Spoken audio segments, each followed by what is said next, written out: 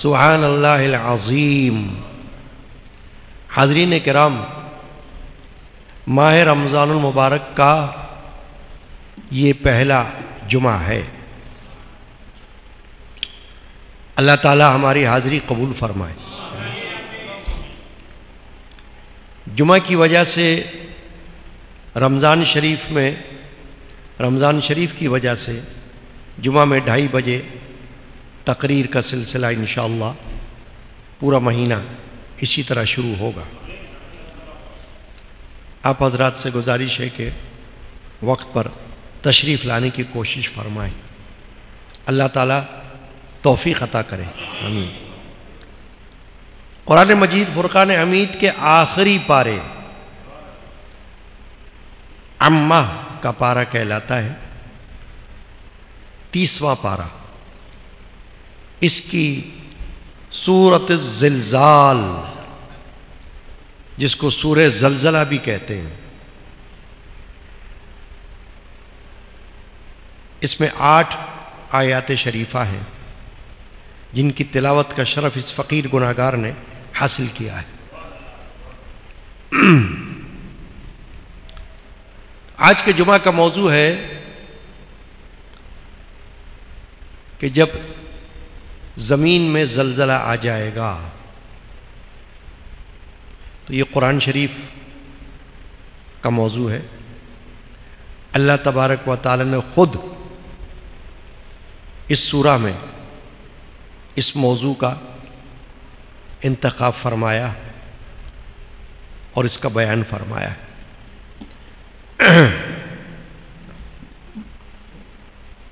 سورۃ الزلزال مدنی سورہ ہے، یعنی مدینہ طیبہ ہجرت کے بعد نازل ہوئی۔ اللہ تبارک و تعالی جل شانہ عما نوالو نے سورۃ الزلزال کی پہلی آیت میں ارشاد فرمایا، اذا زلزلت الارض زلزالہا، جب زمین تھر تھرا دی جائے،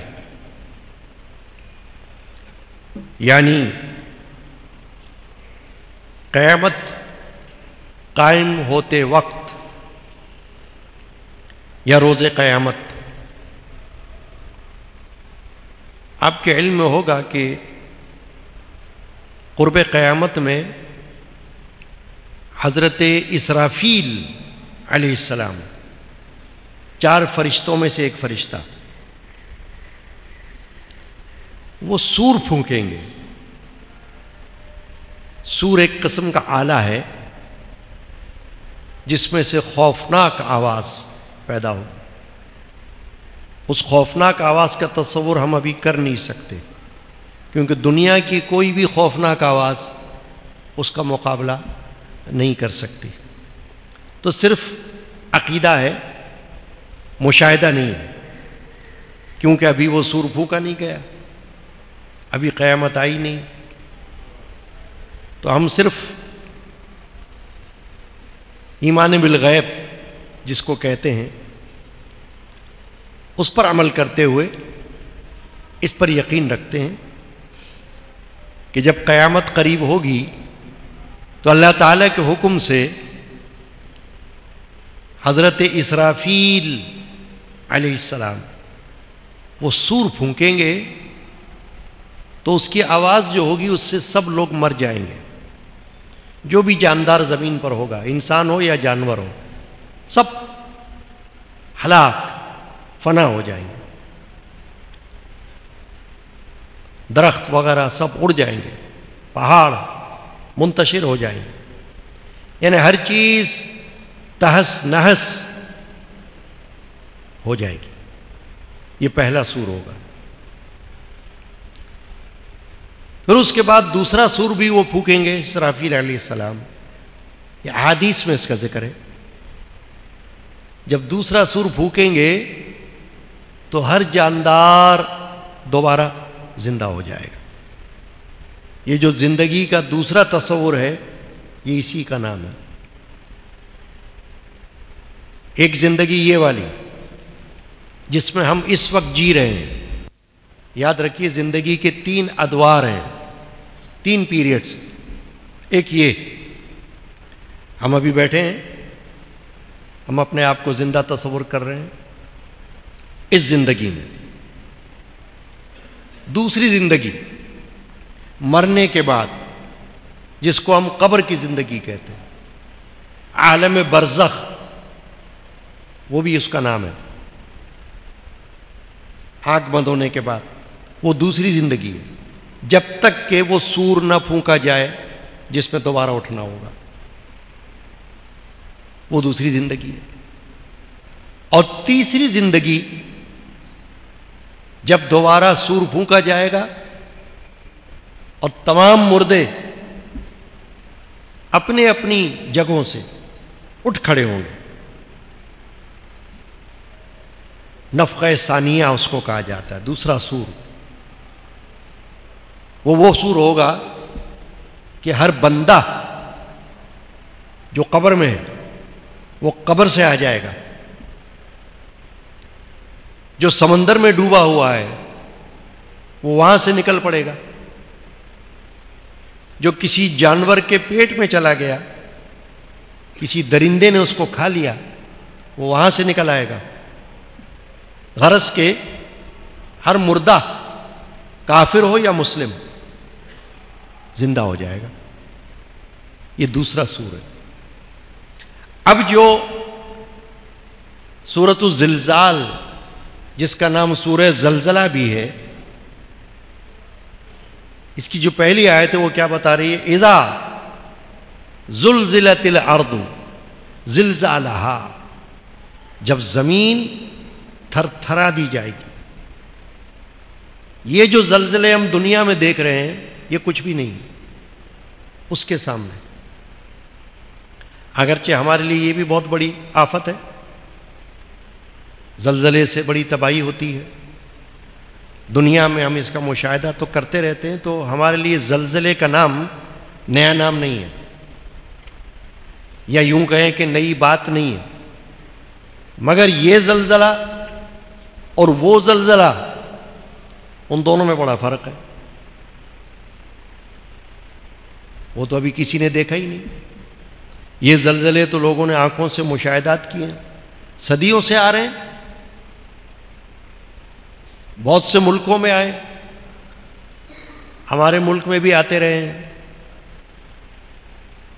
غیر مسلم ممالک میں بھی آتے رہے ہیں اور آتے رہیں گے. قدرت کا دستور اور آئین ہے، نظام ہے، سسٹم، جس کا ذکر قرآن میں بھی ہے اور حدیثوں میں بھی ہے کہ زلزلے آئیں گے. تو زلزلہ کیا ہے؟ جب زمین کے اندر توانائی بڑھ جاتی ہے تو وہ اپنا اخراج کرتی ہے توانائی کا، اور توانائی کے اخراج میں زمین ہچکولے کھاتی ہے. وہ ہچکولا جو ہے وہ زلزلہ ہے. پھر اس میں جتنی گہرائی میں یہ زلزلہ جاتا ہے اتنا ہی گہرا زلزلہ آتا ہے.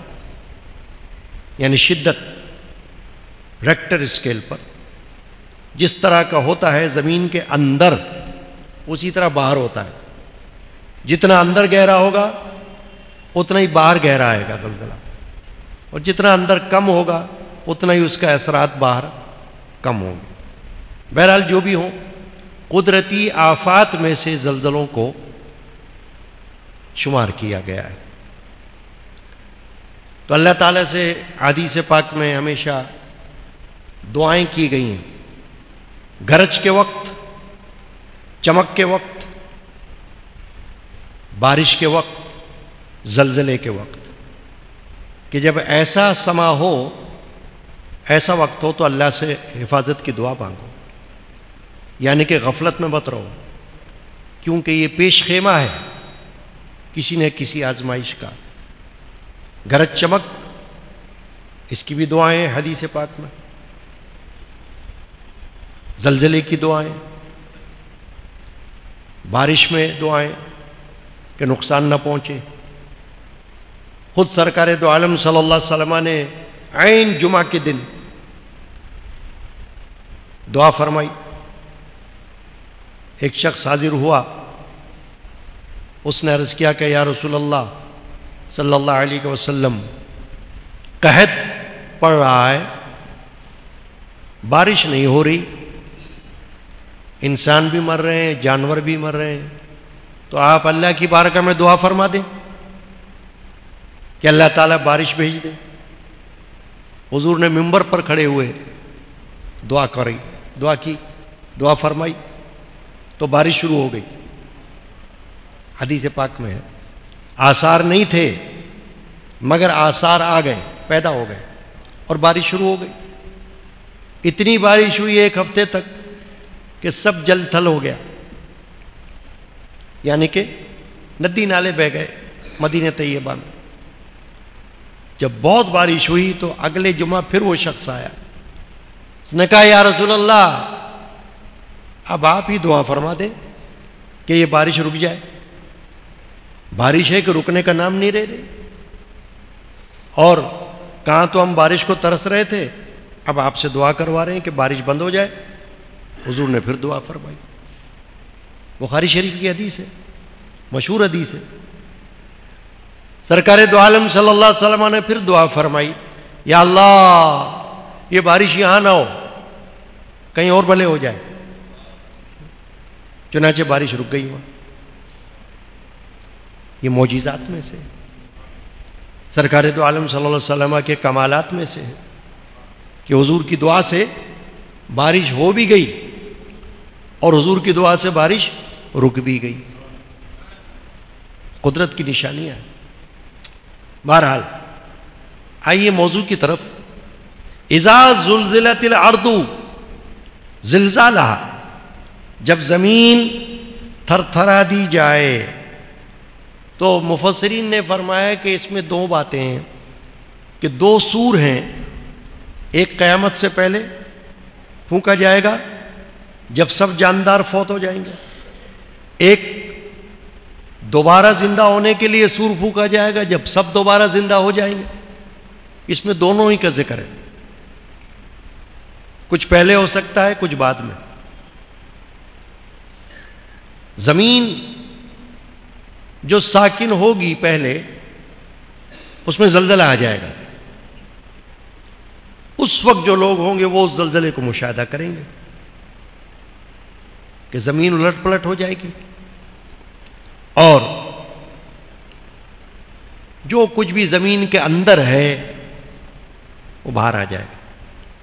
جیسے کوئی قے کرے, وومٹنگ, تو جو کچھ پیٹ کے اندر ہوتا ہے وہ باہر نکل پڑتا ہے نا.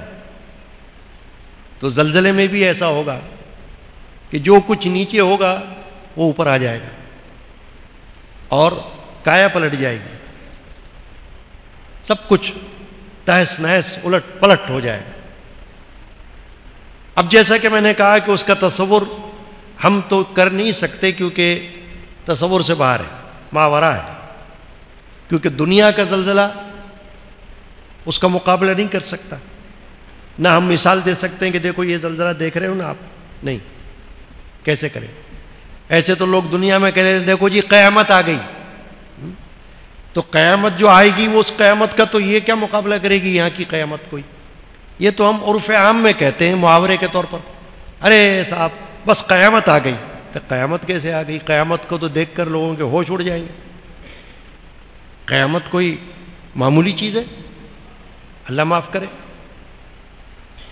بہت خوفناک. اس کا تو صرف بیان ہم نے سنا ہے, دیکھا کہاں ہے. ایمان بالغیب ہے, یوم آخرت پر. کفار نے تو انکار کیا آخرت کا, کیوں کہ دیکھا ہی نہیں نا آخرت کو. تو بے عقلوں نے کہا کہ نہیں آخرت تو کوئی چیز نہیں ہے, بس ہم مر گئے, دوبارہ کہاں اٹھنا ہے ہمیں, دوبارہ کیسے زندہ ہوں گے ہم نہیں مان رہے. مگر مسلمان کو تو ماننا ہے نا, ورنہ مسلمان کہاں رہے گا, کوئی مومن کہاں رہے گا اگر انکار کر دے تو. اسلام کے جو بنیادی عقائد ہیں, فنڈامنٹل بلیفز, اس میں سے ایک اہم عقیدہ کیا ہے؟ آخرت پر ایمان، یعنی قیامت پر ایمان۔ اگر اس ایک کو اسکپ کر دو آپ تو بندہ کافر ہو جائے گا۔ بنیادی عقائد میں سے ایک عقیدہ بھی نکال دو آپ، بھلے آپ کہو کہ باقی عقائد پر تو ایمان ہے میرا، مانتا ہوں، مگر آخرت کو نہیں مانتا، تو سب کو اللہ تعالیٰ اٹھا لے گا اور کفر ہو جائے گا۔ چنانچہ ہمارا تو ایمان ہے بحیثیت مومن کہ قیامت آئے گی، جیسے موت کا ایک دن مقرر ہے، نہ اس سے پہلے آ سکتی ہے نہ بعد میں، ایسے آخرت کا دن بھی مقرر ہے، جب اللہ چاہے گا جب آ جائے گی۔ اب قیامت یا آخرت کب آئے گی اس کی کوئی تاریخ، سال نہ اللہ نے بیان فرمایا نہ رسول نے۔ ہاں، رسول اللہ صلی اللہ علیہ وسلم نے دن بتا دیا قیامت کا۔ کون سا دن ہوگا؟ جمعہ۔ کون سے دن آئے گی قیامت؟ جمعہ۔ مہینہ بتا دیا، کون سا مہینہ ہوگا؟ محرم۔ دن کون سا ہوگا؟ عاشورہ، 10واں دن، محرم کی 10 تاریخ، جس کو ہم عاشورے کا دن کہتے ہیں۔ مہینہ محرم، وہ قیامت ہوگی، مگر کب یہ نہیں بتایا، تاکہ یہ مخفی رہے یہ بات۔ اگر سبھی بتا دیتے تو پھر بات ہی دوسری ہوتی۔ کسی کو یہ پتا چل جائے کہ میں کل مرنے والا ہوں تو اس کا حال تو وہی بتائے گا کیا ہوگا، ہے نا؟ مرزا غالب کا شعر ہے، موت کا ایک دن معین ہے، نیند کیوں رات بھر نہیں آتی۔ کہ موت کا تو دن ایک ہے، جب آئے گی جب آئے گی، مگر ہمارا حال یہ ہے کہ ہمیں رات کو نیند نہیں آ رہی موت کے خوف سے۔ تو موت کو یاد رکھنا یہ تو دین کا حکم ہے ہمارے، کہ موت کو مت بھولو، روزانہ موت کو یاد کرو اپنے۔ جو بندہ موت کو بھول جائے گا وہ نقصان میں ہوگا، جو بندہ موت کو یاد رکھے گا روزانہ وہ فائدے میں رہے گا۔ چنانچہ آئیے اس طرف، اذا زلزلت الارض زلزالہا، فرمایا جب زمین کانپے گی، تھر تھرا اٹھے گی، وَأَخْرَجَتِ الْأَرْضُ أَثْقَالَهَا، اور زمین اپنے بوجھ باہر پھینک دے، یعنی جو کچھ بھی زمین کے اندر ہوگا اس کو زمین الٹ دے گی قرب قیامت میں۔ جبکہ زمین میں اللہ تعالیٰ زلزلہ پیدا فرمائے گا تو زمین سے سب کچھ باہر آ جائے گا، اور خزانے، معدنیات زمین کے اندر جو بھی ہوں گی وہ باہر آ جائیں گی، مردے جو قبروں میں ہیں وہ باہر نکل آئیں گے، زمین ان کو باہر نکال دے گی، کیونکہ زلزلہ ایسا شدید ہوگا۔ وَأَخْرَجَتِ الْأَرْضُ أَثْقَالَهَا، زمین اپنا بوجھ اگل دے گی، باہر پھینک دے گی۔ وَقَالَ الْإِنسَانُ مَا لَهَا، فرماتا اللہ پاک کہ آدمی یہ کہے گا یہ زمین کو کیا ہوا ہے، یعنی اس وقت دیکھ کر کہے گا ارے یہ کیا ہے۔ جیسے آج بھی اگر کوئی کسی زلزلہ زدہ زمین پر پہنچا ہوا ہو اور وہاں زلزلے کے آثار دیکھے تو حیرت زدہ ہوگا نا، کہے گا ارے یہ کیا ہو گیا، یہ تو اچھی بلی تھی زمین، مکانات بنے ہوئے تھے، دکانیں بنی ہوئی تھی، بڑی بڑی بلڈنگز تھیں، سب ڈھیر ہو گئی۔ ایسے زلزلے تو آئے ہیں نا، ہمارے ملک میں بھی آتے رہے ہیں، سب کا سب تہس نہس ہو گیا، پھر سے بستیاں آباد ہوئی۔ تو اللہ فرماتا ہے وَقَالَ الْإِنسَانُ مَا لَهَا، آدمی کہے گا کہ کیا ہوا، یہ کیسا شدید زلزلہ ہے کہ سب کچھ باہر پڑا ہوا ہے.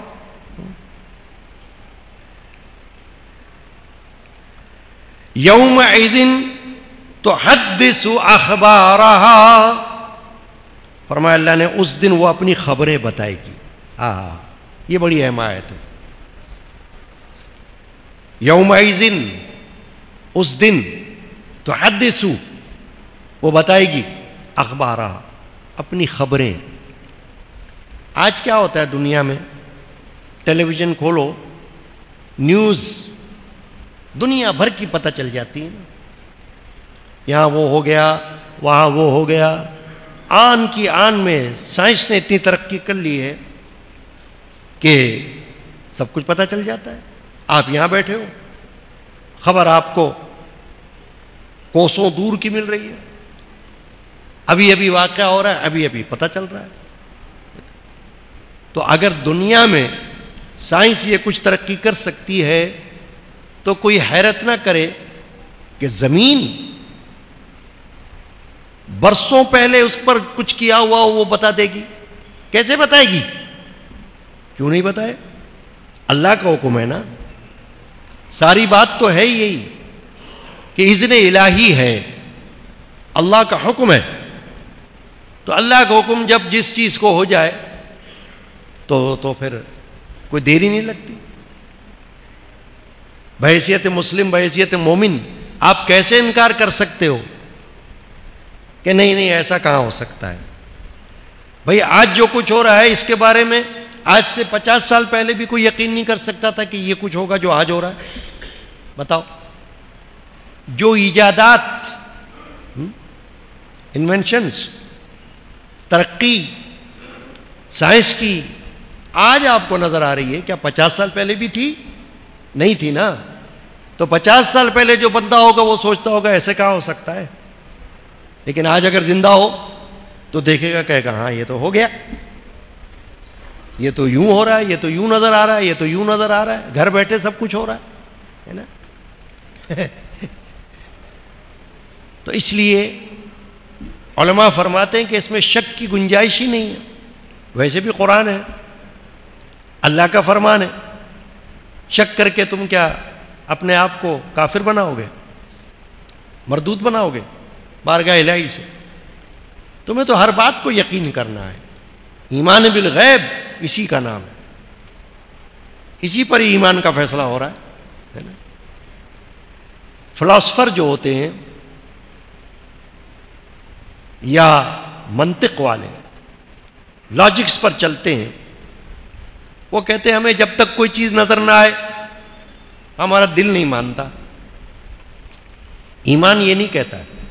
ایمان کہتا ہے کہ اللہ کے حکم پر یقین کرو، اللہ کے فرمان پر، چاہے تم آنکھوں سے دیکھ سکو یا نہ دیکھ سکو. یہ کوئی شرط نہیں رکھی اللہ نے. بھائی موت بھی ہم نے نہیں دیکھی، کب آئے گی ہماری، مگر ہمیں یقین ہے یا نہیں ہے موت پر؟ ہے نا. تو بس.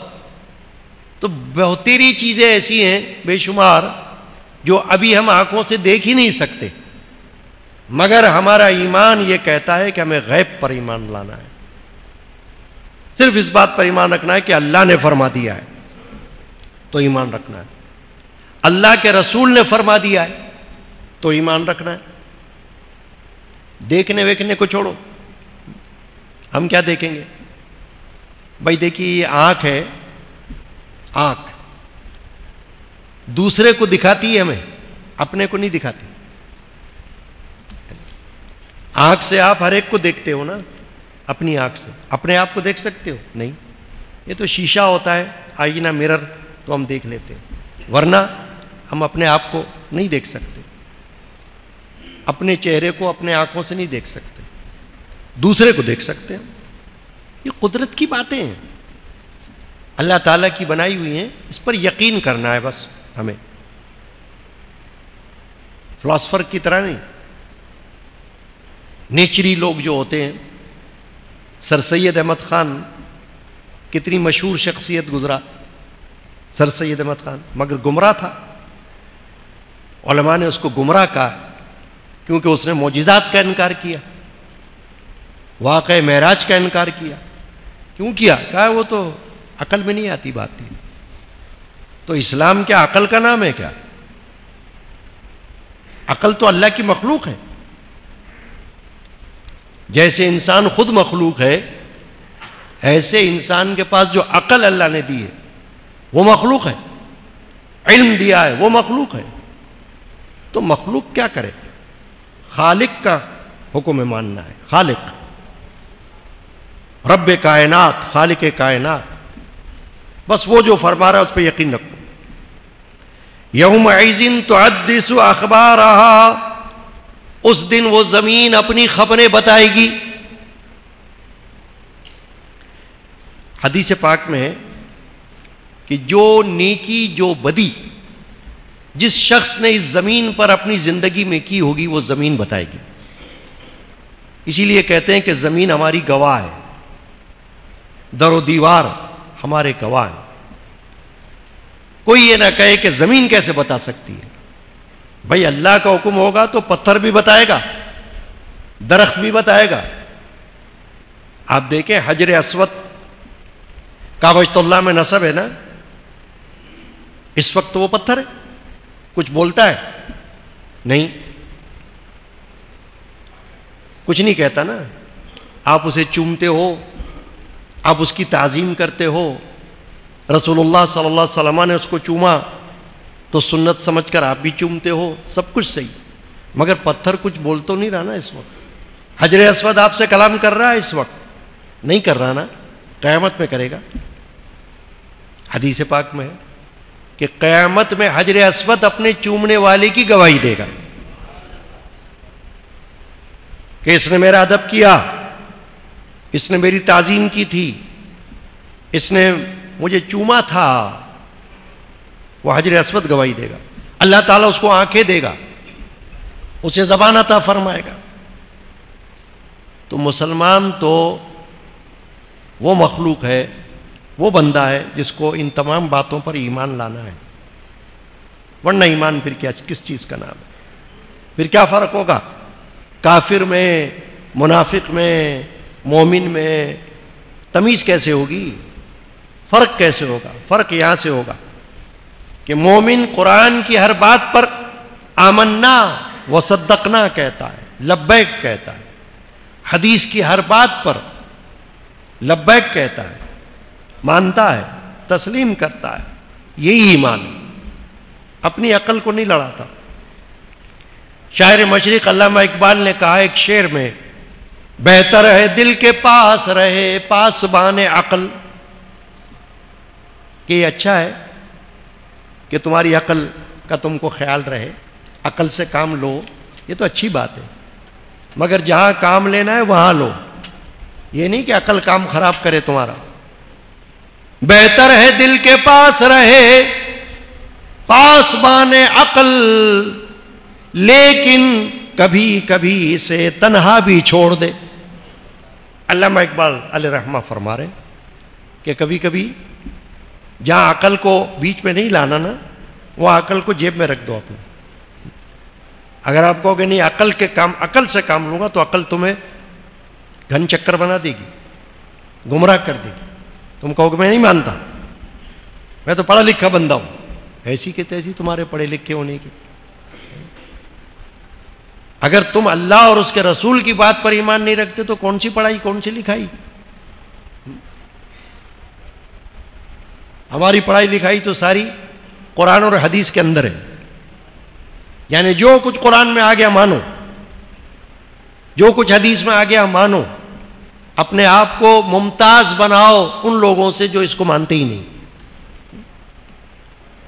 امتیاز پیدا کرو. تو حدیث پاک میں ہے کہ یومئذ تحدث اخبارها میں جو اللہ نے فرمایا ہے کہ اس دن وہ سب کچھ بتا دے گی زمین، جب اس کو زلزلہ آئے گا قیامت کے قریب. تو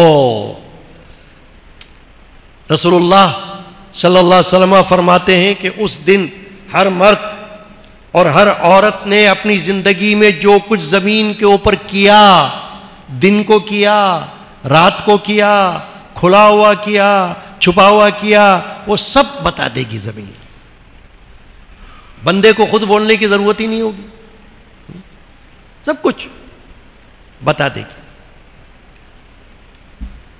اس لیے کہ جب وہ زمین اپنی چیزوں کو نکال کر باہر پھینکے گی تو حدیث پاک میں ہے کہ بندہ اس وقت یہ خیال کرے گا کہ یہ سونا، یہ چاندی جو زمین سے باہر نکلا پڑا ہے، میں نے اس کے لیے کسی کو قتل کر دیا تھا ناجائز دنیا میں، اسی کے لیے کسی کو مارا تھا، اسی کے لیے میں نے حقوق منقطع کیے تھے، تعلقات منقطع کیے تھے، اسی چیز کے لیے، اسی مال کے لیے میں نے قبضہ کیا تھا کسی کی زمین پر، کسی کا مال چھینا تھا، چوری کی تھی، ڈاکہ ڈالا تھا، موبائل چھینا تھا، اس مردود کے لیے جو زمین کے باہر نظر آ رہا ہے، سونا چاندی۔ حضور پاک صلی اللہ علیہ وسلم فرماتے ہیں حدیث پاک میں، اس وقت بندہ حیرت زدہ ہو کر کہے گا کاش کہ میں نے ایسا نہ کیا ہوتا، جو کچھ میں نے کیا وہ تو سب سامنے آ گیا، اب کیا کروں؟ اب وہ چاہے گا کہ مجھ سے کوئی کچھ لے لے اور معافی مل جائے، بخشش ہو جائے میری، وقت ایسا ہوگا نا۔ قرآن مجید میں اللہ نے دوسری جگہ کیا فرمایا ہے کہ باپ بیٹے سے بھاگے گا، بیٹا باپ سے بھاگے گا، شوہر بیوی سے بھاگے گا، بیوی شوہر سے بھاگے گی، نہ ماں باپ کی طرف دھیان ہوگا نہ اولاد کی طرف دھیان ہوگا، نفسا نفسی کا عالم ہوگا۔ یہ اس وقت کی بات اللہ بتا رہا، بیان فرما رہا ہے کہ دیکھ لو کیا کرو گے اس وقت۔ بِأَنَّ رَبَّكَ أَوْحَى لَهَا، اگلی آیت میں فرمایا اس لیے کہ تمہارے رب نے اسے حکم بھیجا ہے، یعنی اللہ کی طرف سے زمین کو اس وقت حکم ہوگا، اے زمین بول، چپ مت رہے، تیرے اوپر جو کچھ کیا گیا ہے قیامت آنے سے پہلے پہلے سب بیان کر، کس نے کیا کیا بتا، اس کو مرد کو بتا اس نے کیا کیا، عورت کو بتا اس نے کیا کیا، کافر کو بتا اس نے کیا کیا، مسلمان کو بتا اس نے کیا کیا، اللہ کی طرف سے حکم ہوگا۔ بِأَنَّ رَبَّكَ أَوْحَى لَهَا، اس پر وحی آ جائے گی زمین پر اللہ کی طرف سے کہ بول بول، کھول زبان اپنی ہے زمین۔ اسی لیے علماء فرماتے ہیں کہ زمین پر جو کچھ تسبیحات پڑھی جاتی ہیں، ذکر اللہ کیا جاتا ہے، عبادات کی جاتی ہیں، یہ زمین ہماری گواہ بن رہی ہے۔ جمعہ میں ہم زمین پر بیٹھے ہیں تو یہ زمین گواہ بن رہی ہے کہ ہم جمعہ ادا کرنے کے لیے، نماز کے لیے اس زمین پر بیٹھے ہوئے۔ گھر کی زمین میں ہم کچھ پڑھتے ہیں تو گھر کی زمین گواہ بن جاتی ہے۔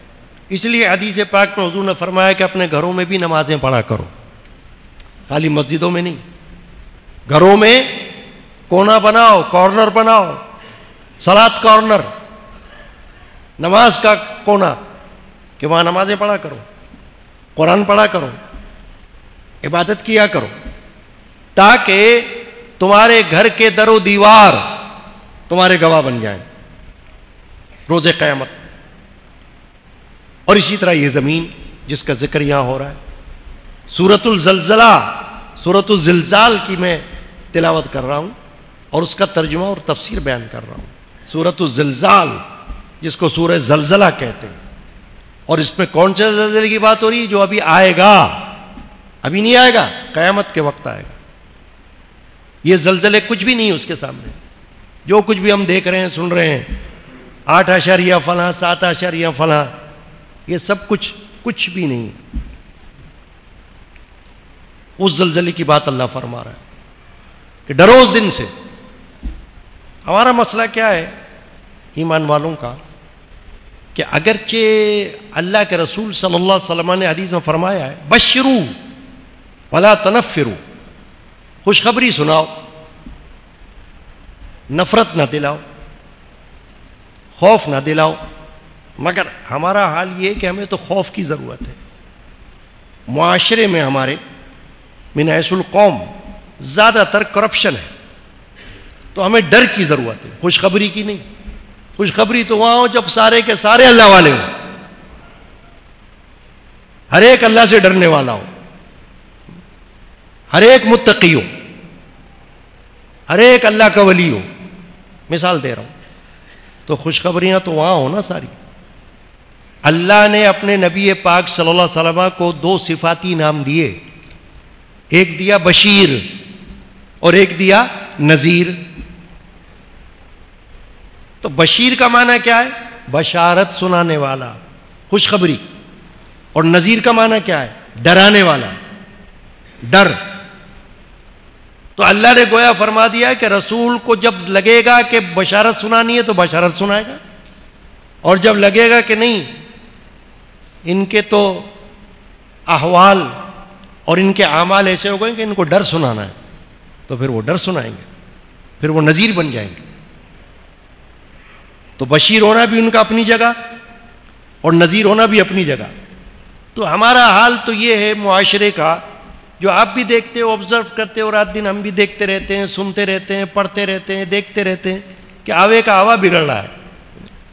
کرپشن کو کرپشن سمجھنے پہ تیار نہیں ہے لوگ, ذہنی طور پر ایکسیپٹ نہیں کرتے, اس کو مال مفت دل بے رحم سمجھتے ہیں, یعنی اس کو کوئی غلط بات سمجھتے نہیں, رشوت کو رشوت نہیں سمجھتے, بدکاری کو بدکاری نہیں سمجھتے, چوری کو چوری نہیں سمجھتے, ڈاکے کو ڈاکہ نہیں سمجھتے, قبضے کو قبضہ نہیں سمجھتے. تو کیا کریں, کیا کریں؟ پھر تو ڈر ہی ہوگا نا.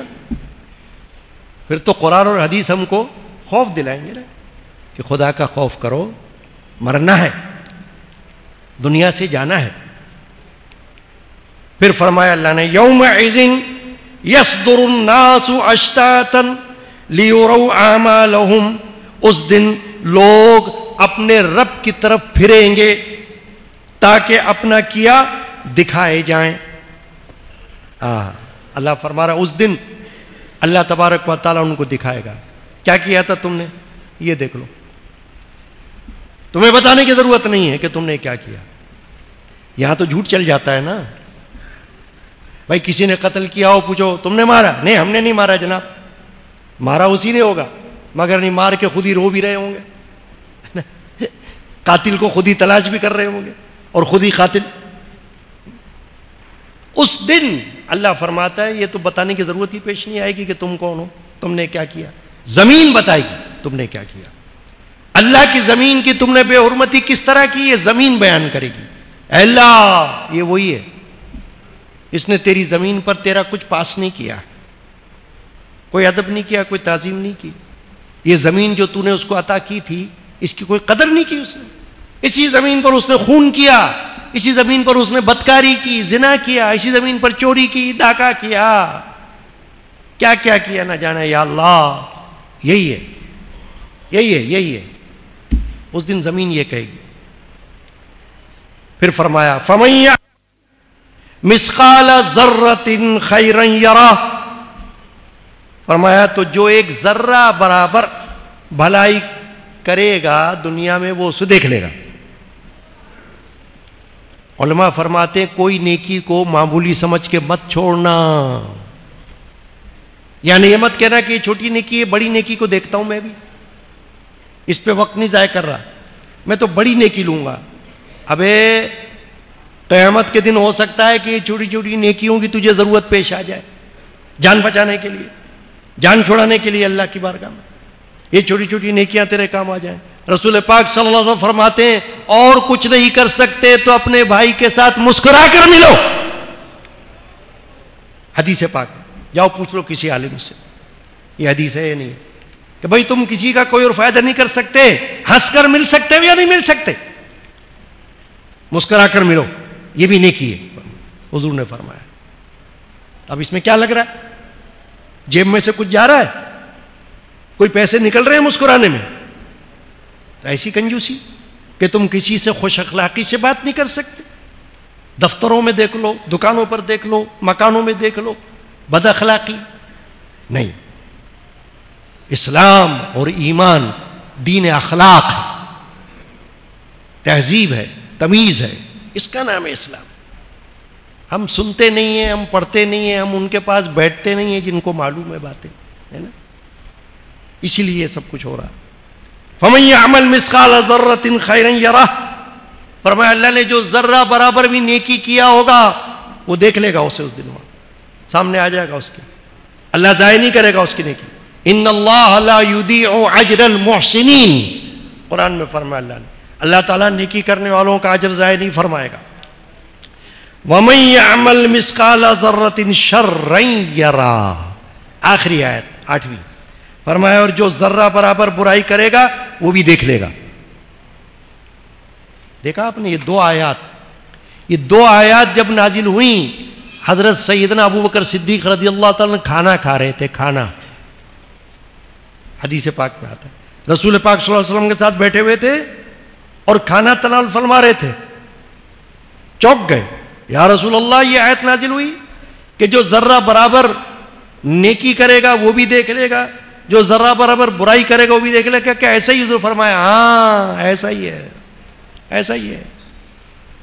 کھانا کھاتے ہوئے چونک گئے ایک دم، اوہ یہ کیا؟